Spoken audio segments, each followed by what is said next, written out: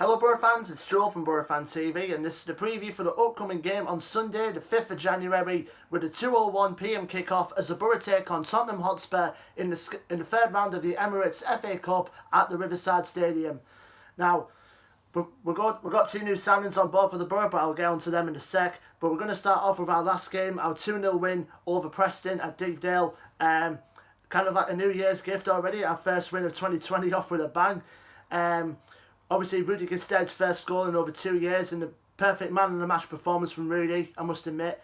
I mean, deserved that after all the heckle he's been getting from some of our fans, and you know, all the injuries and setbacks that he had throughout the last 2 years. But it's good to see him get him off the mark finally for the season. And then obviously the second goal was a Ben Davies own goal, which obviously Gested set up, and all the pressure from Ashley Fletcher took his toll, and we came up with the 2-0 win. So it's good to start the new year off with a win. And on top of that, going into the week, we got two new signings, both of them on loan from Manchester City. First off, we got Patrick Roberts, who was a winger by trade. He started off his career at Fulham, and then he moved to Manchester City as a youth player. And then he had his most successful loan spell when he was at Celtic from 2016 through to 2018, making 55 appearances for Celtic, scoring 15 goals. And then last season he went out on loan to Genoa in the La Liga, making only 11 appearances for them on the latter part of the season, which unfortunately Genoa got relegated that season. And then this season he went on loan to Norwich. Fuller had prosperity, you know, from his spells that he had with Celtic, but he only made 3 appearances for the Canaries, and we brought him over just to give him some more game time, which I do think he needs. From the looks of the video that we put up on our YouTube channel, if you haven't checked that out already, go and check it out, from when he was at Celtic. I really do like the look of Roberts. He's a good pace, great winger, great skill, and has an eye for goal as well, so he could be a great addition, you know, for our squad from now until the end of the season.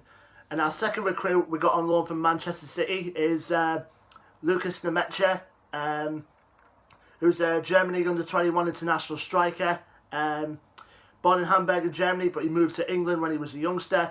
Started off at Manchester City, and then he had his most successful loan spell last season with Preston North End, making about 38 appearances, scoring 4 goals. He can also play on the wing as well.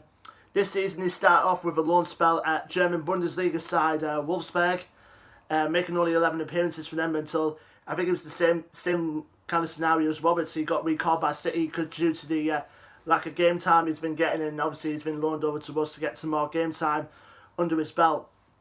Like I said, he's a Germany under-21 international, but he has represented England on youth level as well. But I think he's decided his international future will lie with Germany, so good for him. Hopefully he'll be, I think most people would say he's going to be back up for either Gested, Fletcher and the summer longer, but he can play on the wing as well, so if you put him in that position, it may suit him the world of good. So those are the two signings brought in first in the January transfer window. Hopefully more to come, and maybe some people on the way out, because I know West Ham are supposed to be still linked with Darren Randolph, and they might be coming back in with an improved offer, so we'll have to wait and see on the developments on that. Now we're going to our opposition, Tottenham Hotspur. They had a pretty rocky start to the Premier League this season.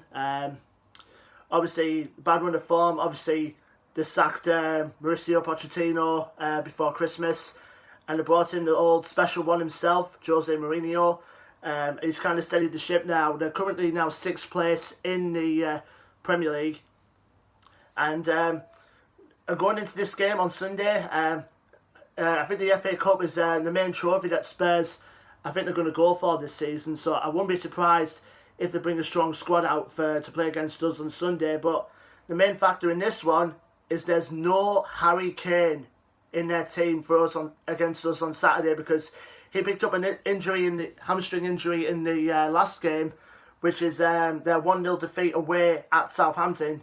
So, I mean, even though they're without Harry Kane, they've still got a pretty strong squad, you know, to choose from. You know, obviously, Heung-min Son we know all about from the previous games, which I'll get to in a sec. Obviously, you got Lucas Moura in the team, Moussa Sissoko, Tungi and Ndombele.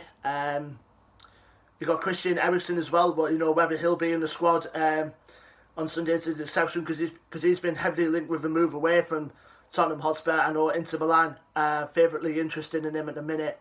And you got other players as well, like Serge Aurier, Danny Rose, Ben Davies, Harry Winks as well, Eric Dyer. So I won't be surprised if Jose Mourinho brings a full-strength team to come to the Riverside and try and make the FA Cup their top priority this season. I know they're still in the Champions League, but I think they see the FA Cup as a top priority for them this season. Now, last time the Boro played Spurs was back in the Premier League in the 2016-17 season. Both times Spurs got the better of us. First up the Riverside, where Heung-min Son scored a double, and then we put one back through Ben Gibson late on. And then back at White Hart Lane, Spurs beat us 1-0, courtesy of an only goal of the game from Harry Kane. So I don't think we had a good record against Spurs over the years, but going into the game this Sunday, let us know in the comment section, Boro fans, do you fancy a cup run, or do you want to just focus on the league, etc. Let us know your thoughts and your predictions going into the game in the comment section below. Don't forget to like, share and subscribe if you're new to the channel. Our social media links are below to Facebook, Twitter and Instagram. Until then, Boro fans, I've been Joe from Boro Fan TV. And let's see if the magic of the cup works for us this coming Sunday. Take care, Boro fans. I'll see you at the game. Up the Boro.